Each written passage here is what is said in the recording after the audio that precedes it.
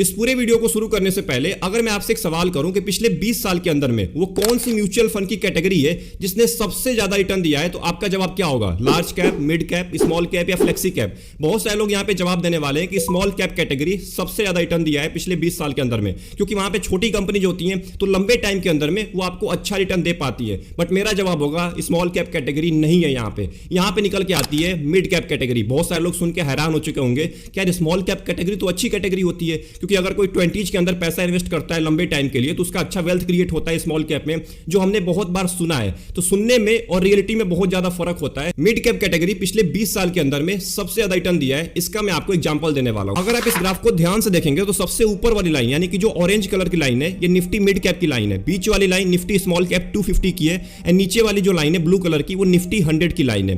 तो अगर आप 100 रुपए 2003 के अंदर इन्वेस्ट किए होते निफ्टी 100 के अंदर तो आज वो लगभग 4 गुना से ज्यादा ग्रोथ किया होता। अगर आप निफ्टी स्मॉल कैप में डाले होते तो लगभग वो 6.7 गुना से ज्यादा ग्रोथ किया होता। एंड वही पैसा अगर आप निफ्टी मिड कैप 150 में डाले होते तो आज वो लगभग 7.7 गुना से ज्यादा ग्रोथ किया होता, लगभग 7.5 गुना आपका पैसा ज्यादा बढ़ गया होता। अब इसलिए मैंने आपको शुरू में ही बता दिया कि मिड कैप कैटेगरी सबसे ज्यादा रिटर्न दिया है पिछले 20 साल के अंदर में, स्मॉल कैप से भी ज्यादा। अब अगर बात करें मिड कैप कंपनी की तो लगभग 150 कंपनी होती है, टॉप 101 से लेकर टॉप 250 के बीच में जो भी कंपनी आती है उसको हम बोलते हैं मिड कैप कंपनी। तो अगर बात करें मिड कैप कंपनी की तो 150 में से 20 कंपनी ऐसी हैं जिन्होंने फाइनेंशियल ईयर 2018 से लेकर फाइनेंशियल ईयर 2023 के बीच में लगभग 25% का रिटर्न दिया है। मतलब कि 150 में से 20 कंपनी आपको 25% का रिटर्न दे रही है पिछले 5 से लेकर 6 साल के अंदर में। अब अगर बात करें पूरे के पूरे मिड कैप की ग्रोथ की तो 2008 से लेकर 2019 के बीच में केवल 5.6% की ग्रोथ थी, बट 2019 से लेकर 2023 के बीच में ये ग्रोथ बढ़ के हो गया है लगभग 31% का। सोचिए कितने तेजी के साथ मिड कैप कैटेगरी ग्रोथ कर रही है, और स्पेशली मिड कैप 150। तो इसी मिड कैप 150 को फॉलो करने वाले दो म्यूचुअल फंड के बारे में आज हम बात करने वाले हैं। ये दोनों म्यूचुअल फंड सबसे जबरदस्त म्यूचुअल फंड माने जाते हैं मिड कैप कैटेगरी के अंदर। ये बहुत ही अच्छे म्यूचुअल फंड होते हैं लंबे टाइम के अंदर वेल्थ क्रिएट करने के लिए। तो अगर आप इन दोनों म्यूचुअल फंड के अंदर ऑलरेडी पैसा इन्वेस्ट करते हैं तो बहुत अच्छी बात है, आप लंबे टाइम तक बने रहिए। लंबे टाइम में आपको एक अच्छा खासा कॉर्पस बना के ये म्यूचुअल फंड दे सकते हैं। चलिए देख लेते हैं कि आखिर में इन दोनों के बीच में क्या डिफरेंस है और किसमें आपको ज्यादा पैसा इन्वेस्ट करना चाहिए और किसमें आपको कम पैसा इन्वेस्ट करना चाहिए, और ये दोनों म्यूचुअल फंड किन टाइप के इन्वेस्टर के लिए बना हुआ है इसके बारे में भी हम बात करने वाले हैं। अब मैंने यहाँ पे इन दोनों फंड को ले लिया है, मोतीलाल ओसवाल मिड कैप को and HDFC mid cap opportunity fund को।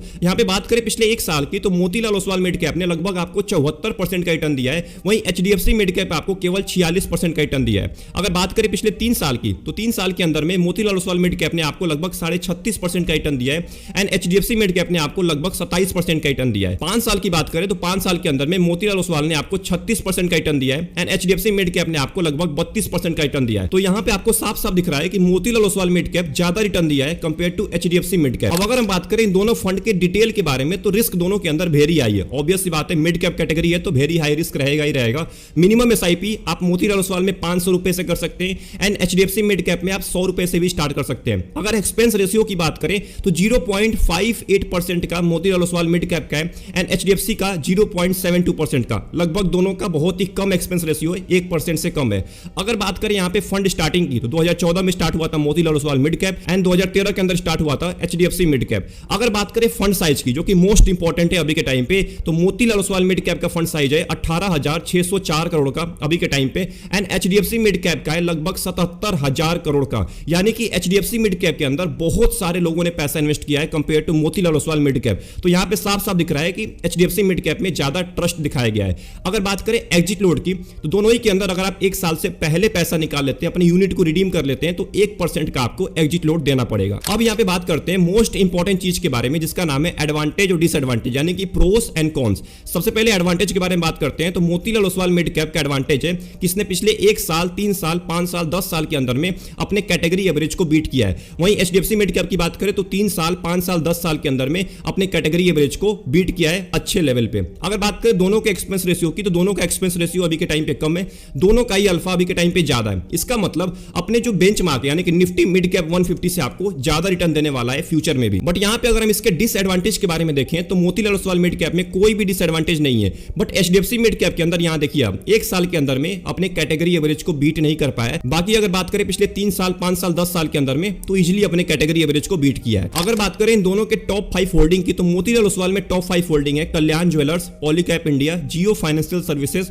परफोरेज limited and persistent system. And अगर बात करें एचडीएफसी मिड कैप के टॉप 5 होल्डिंग की, तो नंबर 1 पे है द इंडियन होटल्स कंपनी, इसका लगभग 3.5% का वेटेज है। उसके बाद है मैक्स फाइनेंशियल सर्विसेज, उसके बाद है आईपीसीएल लैबोरेटरीज लिमिटेड, उसके बाद है the federal bank limited and last में बालाकृष्णा इंडस्ट्रीज लिमिटेड। ये 5 कंपनीज हैं जिसके अंदर आपके पैसे को ज्यादा इन्वेस्ट किया जाएगा HDFC mid cap opportunity direct plan के अंदर। अगर हम बात करें इन दोनों ही फंड के फंड मैनेजर के बारे में, तो मोतीलाल ओसवाल मिड कैप के फंड मैनेजर है अजय खांडेलवाल।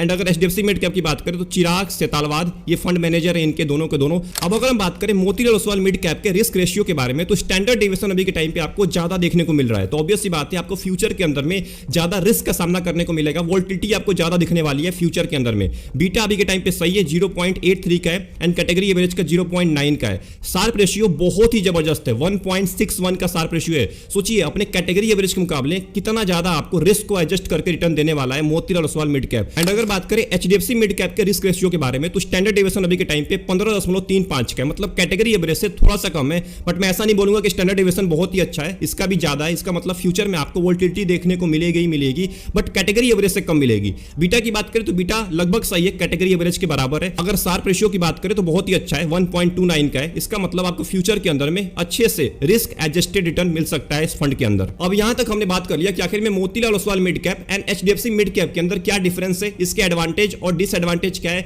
रिटर्न के बारे में हमने जान लिया, रिस्क रेशियो के बारे में जान लिया, एंड सबसे मोस्ट इंपॉर्टेंट वो कौन सी टॉप 5 होल्डिंग है जिसमें आपके पैसे को ज्यादा इन्वेस्ट किया जाएगा, ये भी हमने जान लिया। मतलब कि यहां पे हमने फंड के बारे में अच्छे से रिव्यू कर लिया है। अब बात करने वाले हैं कि आखिर में आपको कौन से फंड के अंदर इन्वेस्ट करना चाहिए और इन दोनों फंड में से कौन से इन्वेस्टर के लिए कौन सा फंड सही रहेगा, ये बात कर लेते हैं। अब अगर हम बात करें मोतीलाल ओसवाल मिड कैप की, तो अगर आप एक ऐसे टाइप के इन्वेस्टर हैं जो ज्यादा रिस्क लेना पसंद करते हैं, मैं कम रिस्क की बात नहीं कर रहा हूं क्योंकि इसने पिछले 20 साल के अंदर में आपको 26% से ज्यादा रिटर्न दिया है। तो अगर आप एक ज्यादा रिस्क लेने वाले पर्सन है और आपको लंबे टाइम के अंदर में एक अच्छा वेल्थ क्रिएट करना है, तभी आप आइएगा मोतीलाल ओसवाल मिड कैप के अंदर। अगर आप एक शॉर्ट टर्म वाले इन्वेस्टर हैं तो आपके लिए नहीं बना हुआ ये फंड, क्योंकि इसमें वोलेटिलिटी बहुत ज्यादा होती है। अगर आप एक शॉर्ट टर्म के इन्वेस्टर है तब आप जा सकते हैं एचडीएफसी मिड कैप के अंदर, उसमें आपको वोलेटिलिटी इसके मुकाबले कम देखने को मिलेगी। But Motilal Oswal mid cap के अंदर आपने देखा, खुद देखा आपने कि स्टैंडर्ड डेविएशन इसका 16 से भी ज्यादा है, 16 से ज्यादा स्टैंडर्ड डेविएशन बहुत ज्यादा होता है। आपको लॉन्ग टर्म के अंदर में भी वोलेटिलिटी देखने को मिल सकती है, बट अगर आप एक 20 साल 30 साल वाले इन्वेस्टर हैं तब आपके लिए जबरदस्त फंड होने वाला है।